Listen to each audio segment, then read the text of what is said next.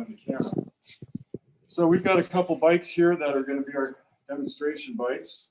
And yeah, so there's many different types of bikes. And each bike can have different tires, obviously. So we've got a couple common kind of bikes here. We've got a road or touring bike, an older Trek here that I'll show you how to change the tire on. And then you also, we got a pretty common hybrid kind of bike here that, you know, is kind of bikes that we see that come in here. So yes, there are lots of other types of bikes as well that may not match what you have.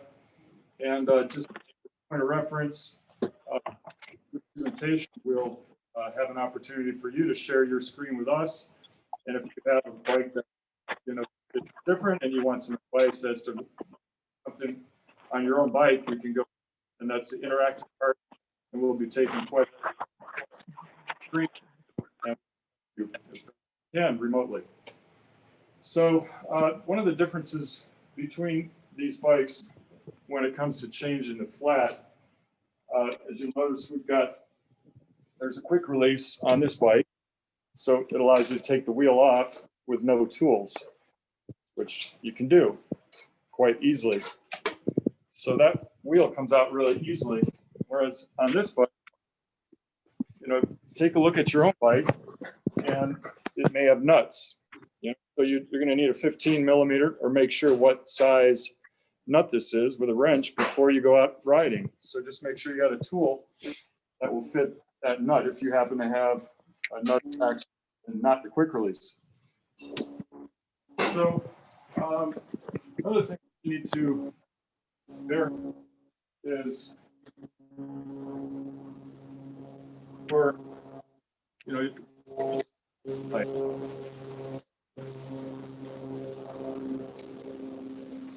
adapter we'll talk about later. This is also known as a pressed valve or the French valve.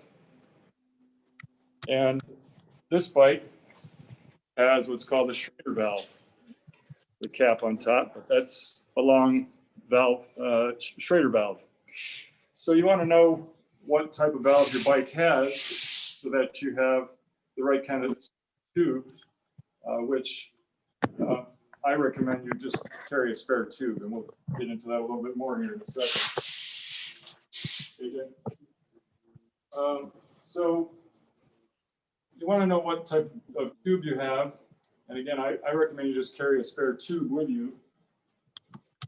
You know, take it out of the box, obviously, make it a little smaller, and then you can just carry it in a bag on your bike. And so, you know, just double check that before you leave. You know, and it's a good idea if you have multiple bikes with different type of tubes, just make sure you have the right tube. You know, just have a separate tool bag on each bike so that you have the right tube for the job. So we just touched on a couple things here. Different types of tool bags. You have some that fit under the saddle like this, and others that fit in the frame like this that give you a little more capacity. Sometimes you can have them that fit right here. Sometimes you get a handlebar bag. If you have a rack, you know, you can have a much bigger bag on the back on the rack for carrying more stuff. You know, for just simple, quick rides up the country, you know, I like to use the smallest, better, lighter. You know, just this can basically keep what you need in there, which what we recommend you have are just a pair of tire levers in case you break one. You really only have one lever to do the job. Your spare tube, and then maybe, you know, patch kit. That's all you really need. Now, if you have the axle nut kind of wheel, you might also need a wrench like this, or maybe a small adjustable wrench so that you can fit multiple sizes. But and then maybe over here, maybe a multi-tool. There's a couple multi-tools that we stock. One bigger one with a chain tool and a smaller one with just the bare essential tools in it. So let me just, before we leave the tool bag, let me show one thing that is a pretty common problem is that you see how these straps go on the frame? Well, I've seen people do this. They'll put the strap right over the brake cable, strap that down, back up. And then this starts to impede and make your brake will not work properly. So just make sure you don't strap it over top of, go underneath your cables so that it doesn't mess up your brakes or your shifting. Okay? So just keep that in mind. You're putting these bags on your bike. Just make sure they're good and tight so they're not flopping around.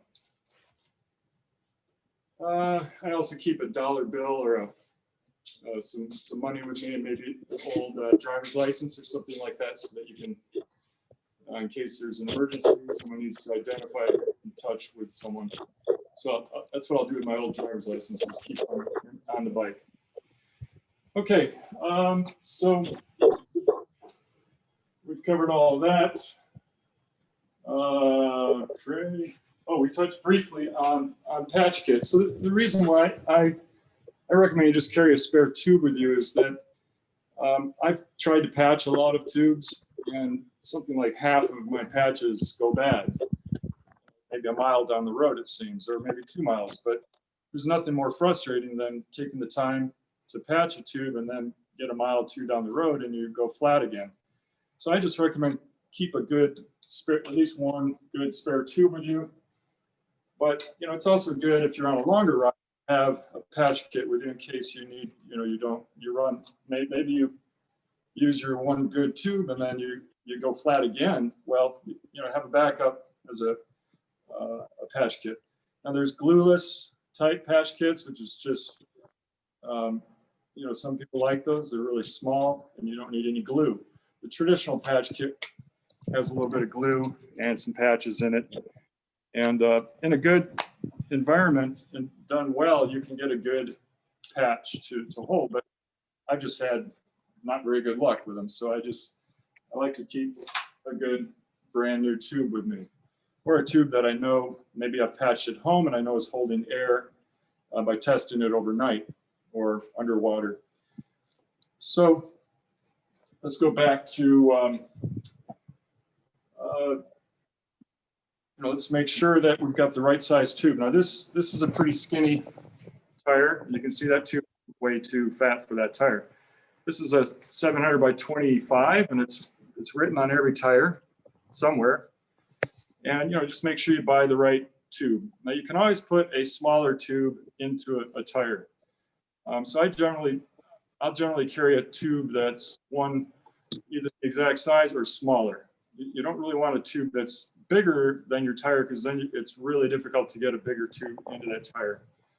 So make sure you have a smaller or the same size as your tire with you. Now, let's just jump into it. So after you get getting the wheel off is not that hard. You might have to release your brake. Now this is a common type of side pull brake.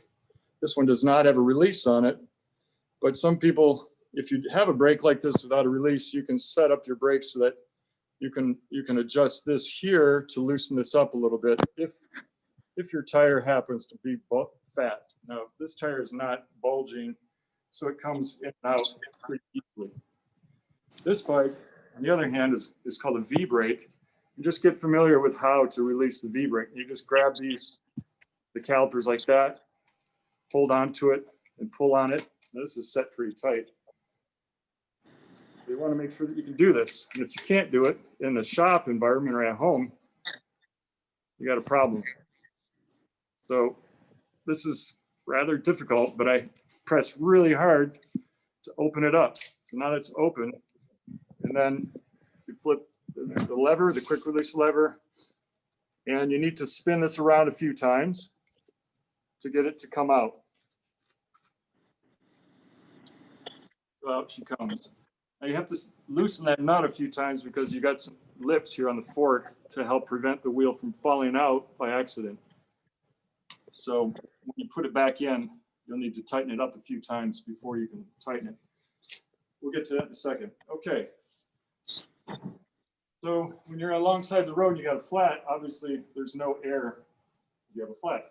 But in the shop, this is how you let the air out of a Presta tube. This is your valve. So you loosen this up, tap on it so you let all the air out.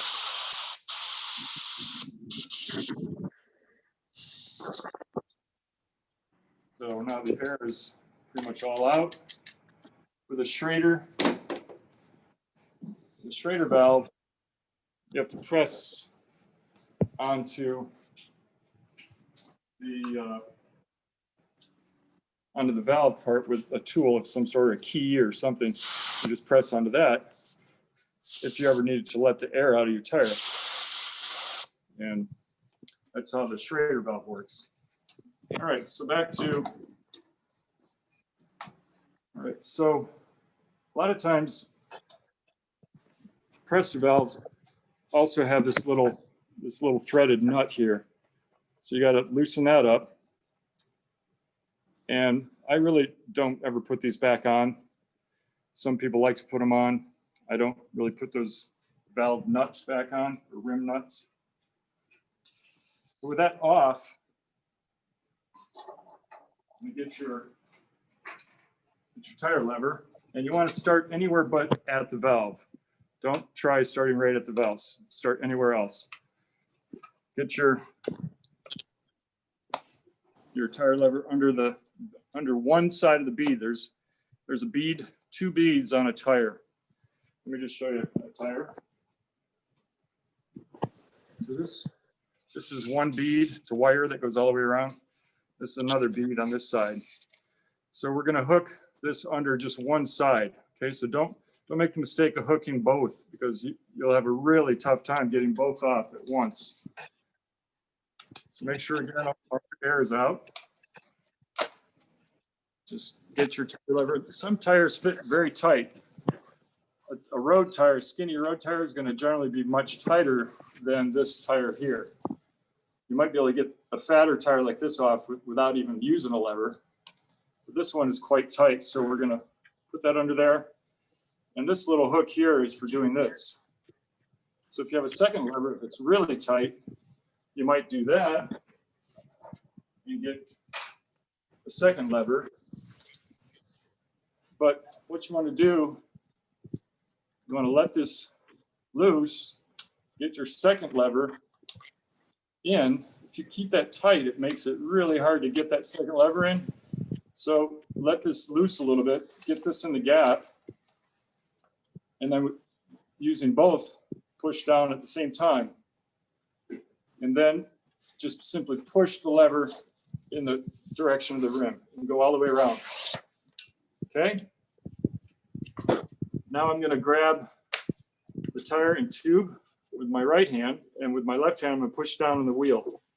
So pull up and push down. Pull up and down and separate the two. Okay, now we're going to, what we want to do is try to figure out what caused the flat. If you hit a pothole or a curb, and then you got a flat instantly, that's called a pinch flat. So you really, that's what caused the flat. So you don't have to do investigation. If, say, you have lunch or you go in for ice cream somewhere or a donut, come out and you got a flat tire, you don't really know what caused it. It's a slower leak. Then you need to figure out what caused that leak, because you don't want to just put a good tube in there and have it go flat another mile or two down the road. So what I recommend you do is separate the tire and tube and keep the tire, the orientation of the tire, tube, and rim kind of so that you know where everything was. And then what I recommend you do is inflate your tube with it still in the tire. Don't rip the tube and separate it from the tire. So we'll put some air in the tube, and then if we can hear, so we're out in the country or out on the road, you would. This is not working. It was right. We're going to use our frame pump and pump it up.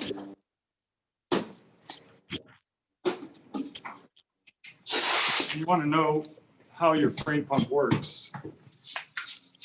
This one is a nice big pump and it works pretty fast. You're gonna want to put enough air into your tube to the point where you can maybe hear where the air is leaking out of your tube. So I would go all the way around, put it next to my ear, and listen for that leak. Once you find the leak, so you hear the air leaking right there, you can pull it out, and then you might see a nail or glass or something right there. So you pull it out, and then you would either replace the whole tube or patch that hole. You can find the hole right away using this method. If you just pull the tire tube and wheel all separate, you don't know. You're going to have to closely examine everything. So that makes it faster and help prevent you from doing it all over again a mile down the road. All right, so say we're going to put in a new tube. What I recommend you do is your spare tube is going to be completely flat like this. It's not going to have any air in it. I recommend you put enough air in the tube to give it a little bit of shape, kind of like this. You want it to look like that. So you want to just put enough air to have a little bit of shape, all right? So just, that helps it go back on the wheel much easier. So that one's a little too fat, so we're gonna go back with this one. A little more air in it.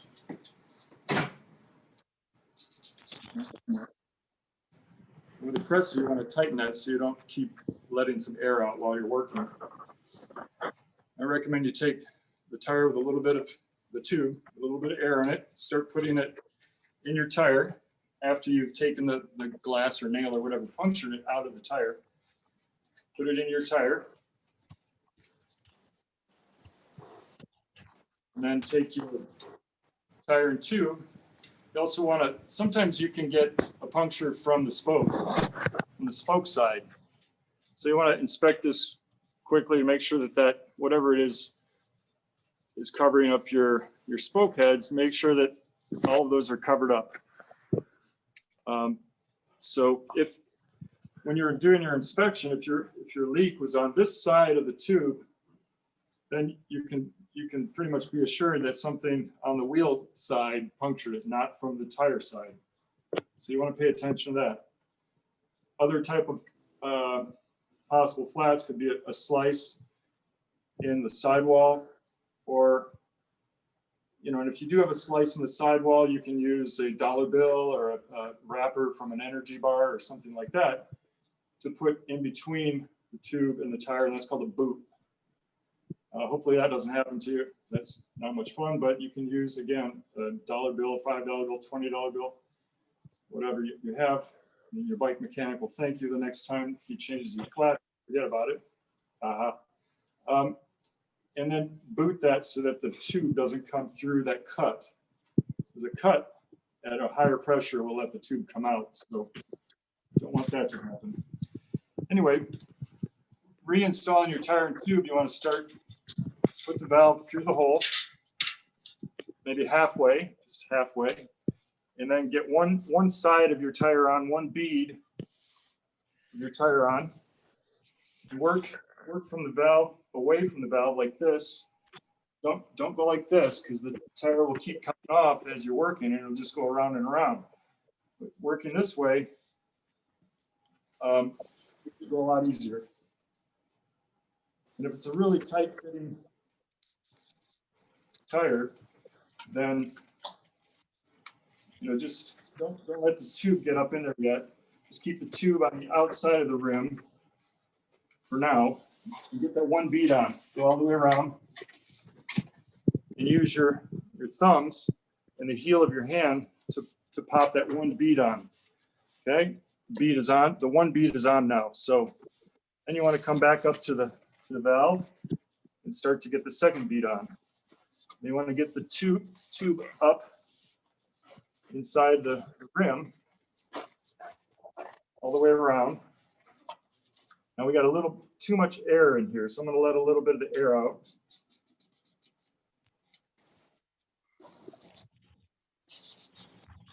And starting up here, let's close that again. I don't want too much air to get out. Push that up. I'm going to push that valve up. Don't pull it down yet until you get both sides on. Push that up, get the other bead on. And again, working from here, work your fingers, your hands like this, holding onto it, and pulling, squeezing the tires together, and pulling it around until you get to this side. Now this is where it's going to get most difficult on a tight fitting tire. At this point, all your air out. So we're going to let all the air out now. And then that last bit should go much easier. So using your thumbs and your hands, the heel of your hand, make sure they're dry. If they're wet, this is going to make it difficult. Finding it really hard, do whatever you can to not use your tire lever at this point. Because when you put that in there, and if you get part of the tube underneath your lever and you're pressing really hard, you can cut the tube, and then you got to start all over again. So do whatever you can to not use the tire lever to put the tire back on. Just if it's still really difficult, you can take some water out of your water bottle and put a little bit of water there, and then put a rag or something, to help your hands grip onto a wet tire. But then, just keep slowly working it until it gets on. And then you come back around. Now you can pull the valve down. Okay. So that's how you can get a pretty tight fitting tire on without using levers. So basically every rim, the rim has a shape kind of like this. Sometimes it's rather flat, but generally right in the center it's called the valley of the rim. Probably a more technical term, but if you get both beads of the tire into that center part of the valley of the rim all the way around, you squeeze it, it makes it slip on much easier. So just keep that in mind, that you want to keep, as you're putting that on, you're pinching it and you're trying to keep the tire, both beads, into that center part of the rim, and that will help the tight fitting tires go back on easier. Okay, so don't inflate. Okay, don't inflate your tire until you get the wheel back on the bike.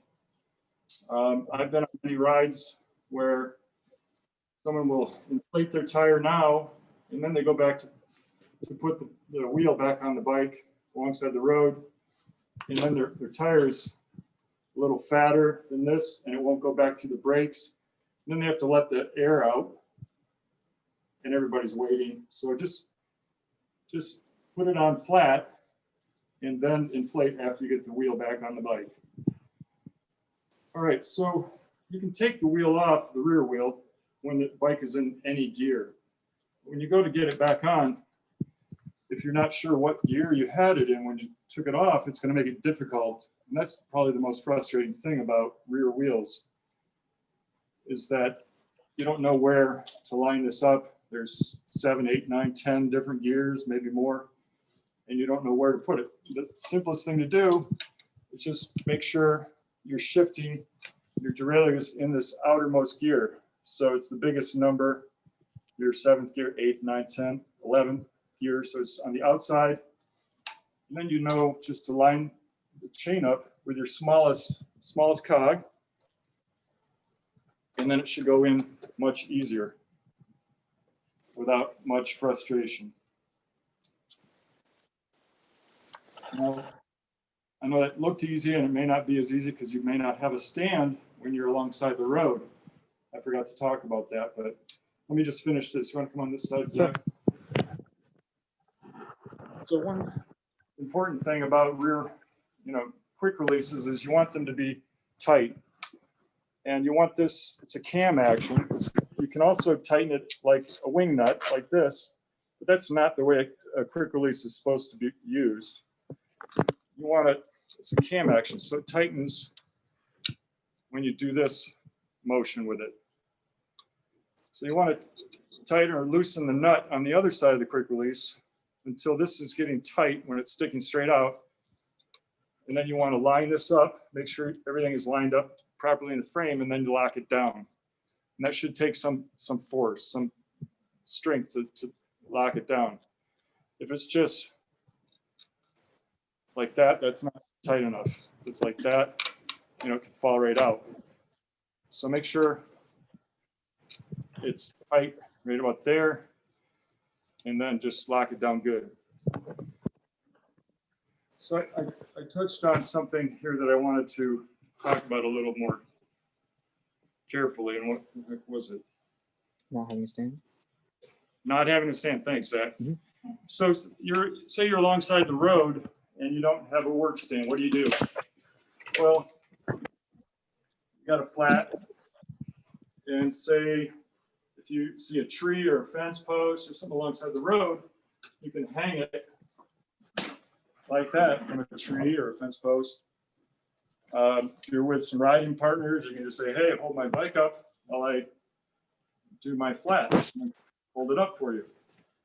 A lot of people will quickly just flip the bike upside down like this to work on their bike, and that's all right, but just make sure that you don't damage, you know, if you've got stuff on top of here, on top of your handlebars, you don't want to damage any of your stuff here. You know, you might have your Garmin, your phone, or lights, or your shifters are very expensive on the modern bikes. So just keep that in mind.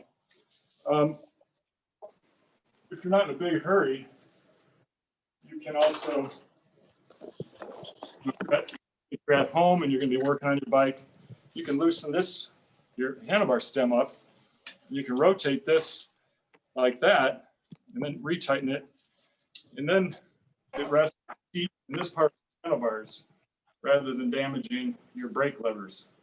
So you can do this when you're at home as a nice stable work setup if you don't stand. But just try not to take your wheel off and then lay the bike down with the chain in the dirt, you know, because it'll just get all nasty and, you know, could have other problems. So that's a quick thing about working on your bike alongside the road. If you have any questions, you can put them in the chat. I don't know if Aubrey, if you can check the chat for us. Are there any questions at all popping up? So we need to inflate this tire. You want to make sure that your pump, again, is fit for your valve. The suppressor valve, this pump is already set. There's some pumps like this have the ability to be changed. You could unscrew this and reverse the internals and use this same pump on the Schrader valve, but just make sure that make it go faster, that your pump is set for your valve. So this is all set to go. I like to have a full-size frame pump. Makes the inflation or reinflation go a lot faster. These little pumps are okay for an emergency, but this will take, you can see, 2 or 3 times more strokes to reinflate than this pump. It's because of its size. So one thing you want to do, push this onto your valve, just straight on, and know how your pump operates. That locks it onto the valve. And then you want to support the pump and the valve like this with your hand. Okay, don't just do this. You want to take one hand, wrap your hand around the pump and the wheel, the tire, to give it a good support. I've seen people in a hurry be aggressively pumping and just, this is a metal valve, but it will break. And I've seen people break these. So support the pump head and the wheel, pump it a bunch of times until you get it up to a pressure you can ride, and off you go. Now to get this off, you don't want to do this because you can also break it just trying to get the pump off the valve. So it's best to pull it straight off, to go straight on, straight off. Don't go like this to get it off the valve. Right? Great little pump here. We stock some other pumps if you need. The pumps, some of them come with a built-in pressure gauge. That is a pressure gauge, that is a pressure gauge. They generally have a little bracket so that you can keep the pump right on the bike, like one of your water bottle cage mounts, and you can still put a water bottle right on top of this. This goes off to the side so that you can also still use a water bottle mount. So there's a lot of different little pumps like this. There's also CO2 for the racers, triathletes, and other people who are racing. CO2 and this thing that screws onto the CO2. We just discovered that the CO2 cartridges we have don't have, the ones that we stock don't have threads, and the head only works with a threaded CO2 cartridge. So make sure the cartridge and the head that you have match each other so you can actually use it. You don't want to just assume that you got the right stuff, but look, if it doesn't have any threads, your head has threads, you're not going to be able to use it in an emergency. So make sure you have the right stuff. I wanted to also talk about,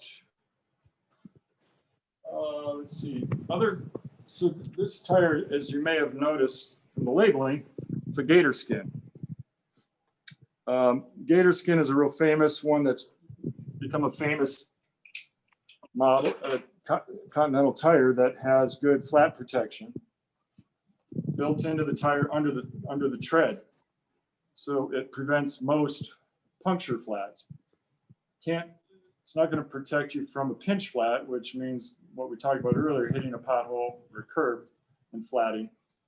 But it'll prevent stuff from going through the tire to give you a flat.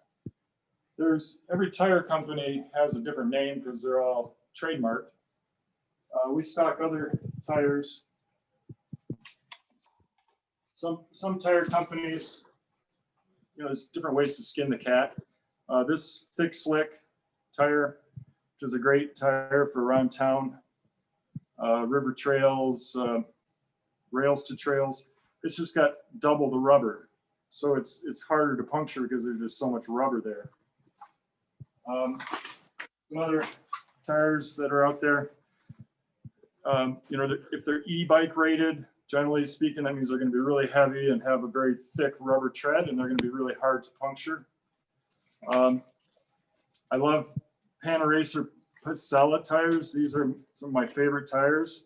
Just note that the cheaper one does not have any sort of flat protection built into it. It's going to be a little bit lighter, and it's going to make you go a little bit faster.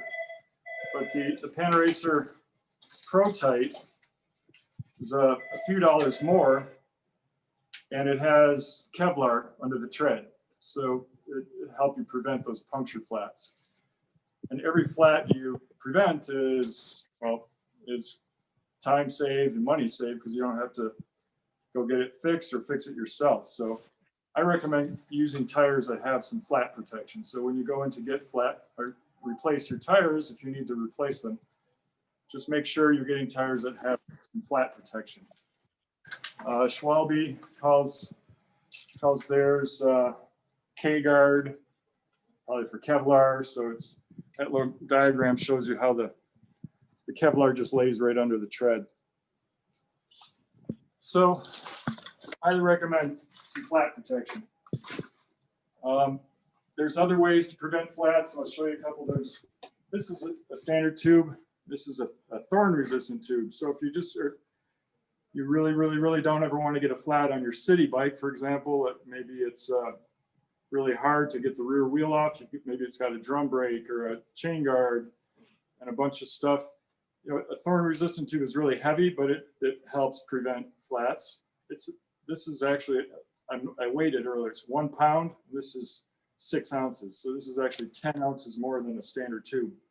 So a lot more weight, and it's going to make the bike feel less, well, it's not going to be as fast, because the weight on the tire and the rim makes a huge difference for the speed of the bike and the performance.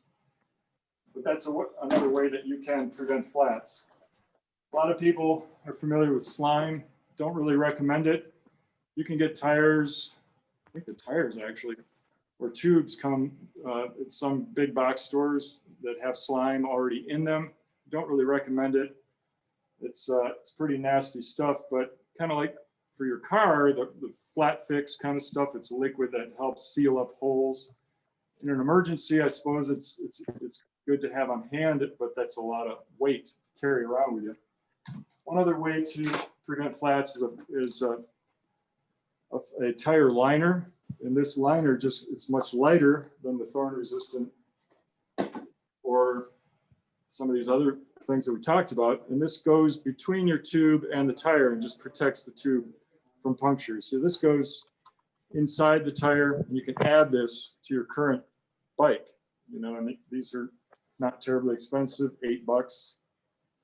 And that, you know, it just goes between your tube and tire. And so tire liner is another way to go. So we covered a lot of material there. Let me see what else we have for you.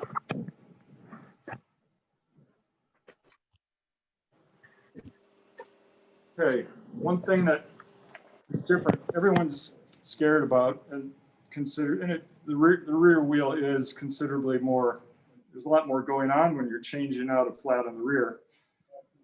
The front is essentially the same, changing a flat on a front tire. It's just, there's a couple things to keep in mind. To get the front wheel off, the fork, like we talked about on the other bike, has little lips. So you got to loosen this up a few turns in order to get that to come out. You can see the little hooks there, and that's just simply to keep the wheel on in the event you forget to properly use your quick release. So this comes off quite easily. And then once you've fixed the tube, replaced your tube, taken care of all that, go to put it back on. One thing you'll notice is there's quite a bit of left to right wiggle room. You see how much it goes back and forth, left to right. So you want to tighten this up a few turns to where this is, again, getting tight when it's sticking about straight out, thereabouts. Now with your left hand, you want to center this with your left hand, and you can center it best by being right in front of it. So with your left hand, you're holding it right in the center, and your right hand, you're tightening the quick release. So that's the only thing to really be beware of on the front, is just make sure the wheel is centered in the fork before you tighten it. If you tighten it off one side, it's going to be rubbing on a brake, and the bike is going to handle weird because the alignment is all messed up. So just make sure you get it straight in the center of the fork, tighten it up. And then you always want to check your brakes before you jump back on to take off.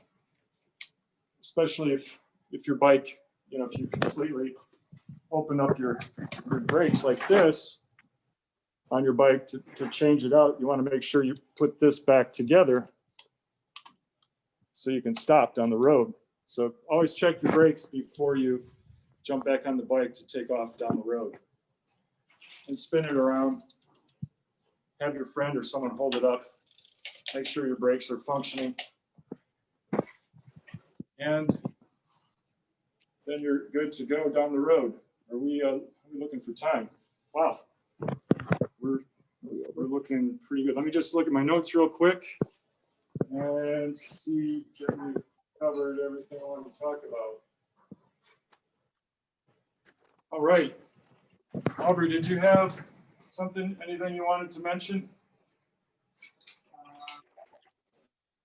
He's thinking. Let me just show you one thing on this pack here. This is really designed for for this part of the strap to go up here. But this frame is so small that I just reversed it. So it can work even on a small frame. Just flip it around and put it over here. Let me go to the computer, and then we will yeah. Video. Hold on a second. I'm going to go back to my. Sure. Hold on a second.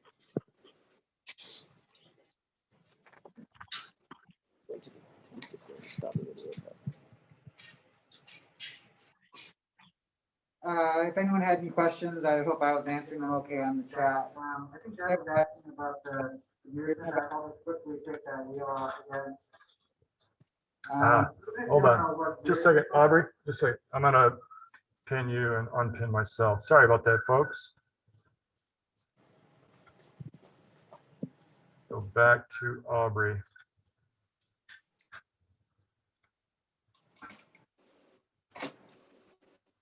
Wait, that's not Aubrey.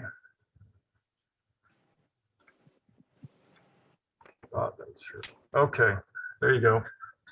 Go ahead.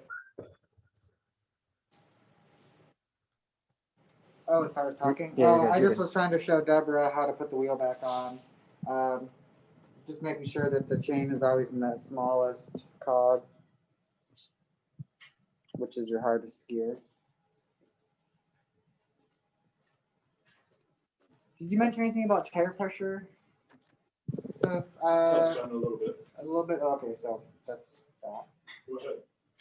Oh, I just was gonna say that the tire pressure is always, printed on the side of the tire. So you want to get it at least over the minimums to get home. A lot of times, small pumps, you won't be able to get it up to the highest pressure recommended, but it'll at least get you going. I'm going to zoom up on some of the sidewalls. Sure. So you can see Might be hard to read.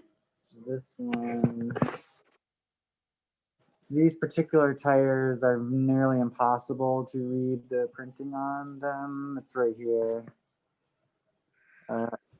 Maximum inflation 120.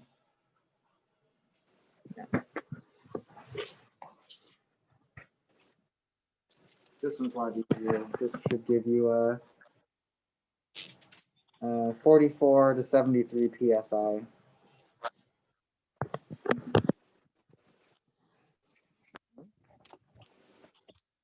Someone asked, what are the things that I always keep in the tool bag?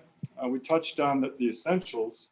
A couple other, other than a spare tube, patch kit, tire levers, and some sort of multi-tool, which I find that I've used the chain. This one has a chain tool on it as well, which I've actually needed probably more often than anything else next to the tire levers. So having a multi-tool with a chain tool is really handy. Most multi-tools are also this one comes with a tire lever, and it comes with the most common other tools that you use on your bike. So the multi-tool a good one covers pretty much all the other tools you might need. Some other things that I typically do with my stuff in my tool bag is I'll use some, I just get some duct tape and I'll wrap a bunch of duct tape around my tire lever, because duct tape is really handy for an emergency. You can use duct tape for, like we were talking about earlier, about a cut, slice in your tire. You could use the duct tape for a boot. You can use it for any number of other things that you can't predict. Zip ties. I also carry some zip ties in my tool bag, because zip ties are another good thing to have for a host of different things that you can't really predict. So zip ties, duct tape, and some money, some chain. We talked about having some money in your bag for using as a boot, but also having some money along is a good idea. I always keep my credit card, ID, insurance card with me when I go out on a ride. I also have a road ID, but I keep that on me at all times. So that's just what I do when I go for a ride. Some people, if you look right here inside your on your frame, sometimes there's a little thing sticking out. That's called a chain hook, and you can put the chain up on that hook. This bike doesn't have that, but a lot of good bikes do have a chain hook there. So when you take the wheel out, it keeps your chain from coming off entirely, and it's a really handy thing. So if you have that little thing sticking out there, that's what that's for. It's a chain hook.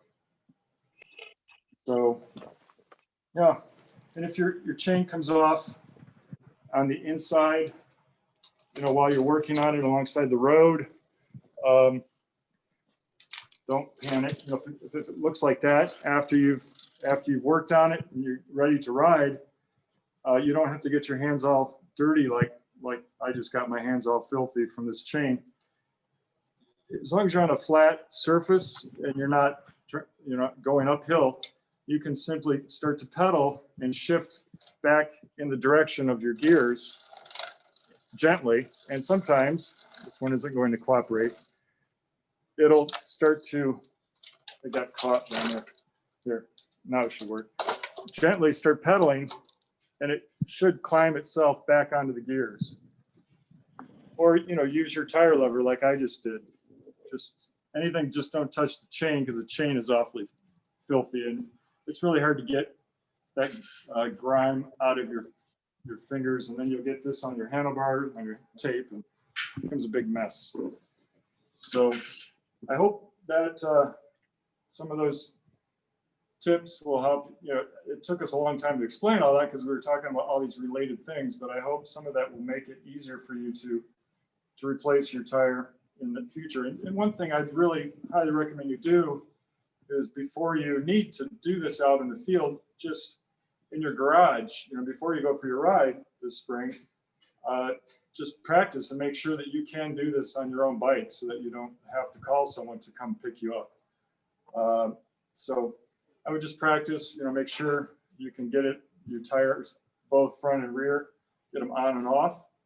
And if you find that you just simply cannot get your tires back on, no matter what you do, go to a bike shop and just say, hey, can you get some tires? Can I change my tires to something that is easier for me to get on? Because every tire company, the tire is going to be could be slightly different, and some are just going to be easier to get on, and some are very difficult to get on. So that's another thing to consider, just some different tires if you find it impossible to get on without using a tire lever. So hopefully that helped you out there. And let me go back to the computer. Are there any other questions, Aubrey?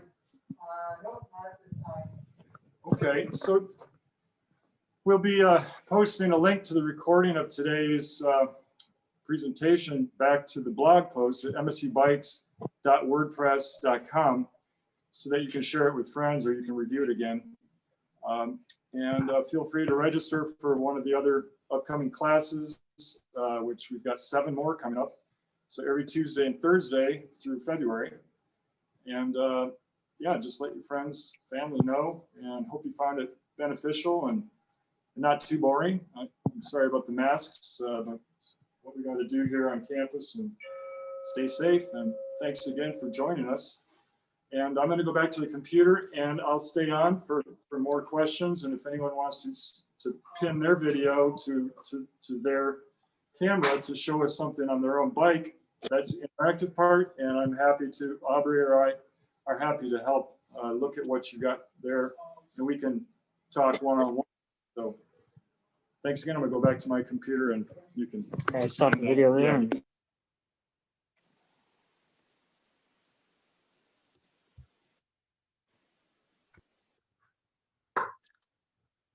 Okay.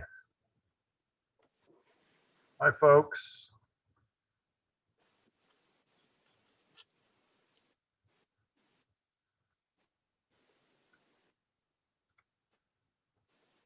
So any of you can pin your video if you want to show us something, or you can just ask a question now. You can open up your mic and talk, freely ask questions.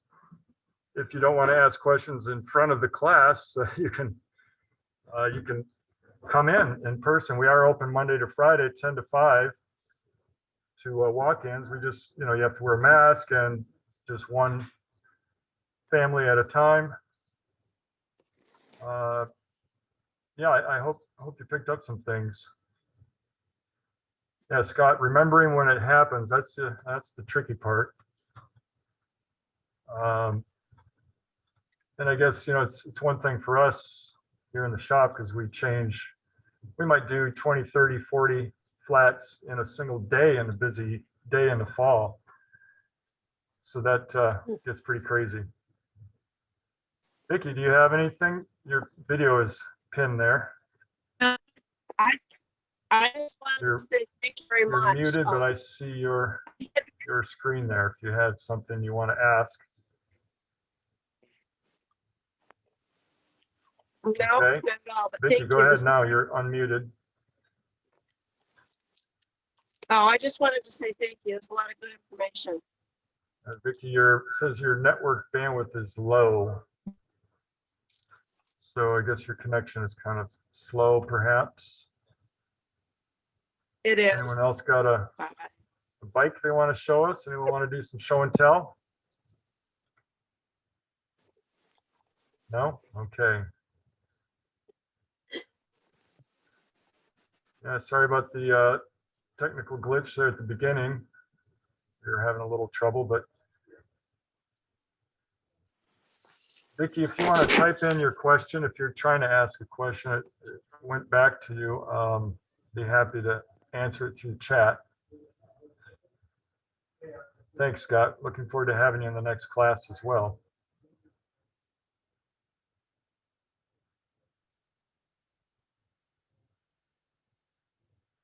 I see you again there, Vicky.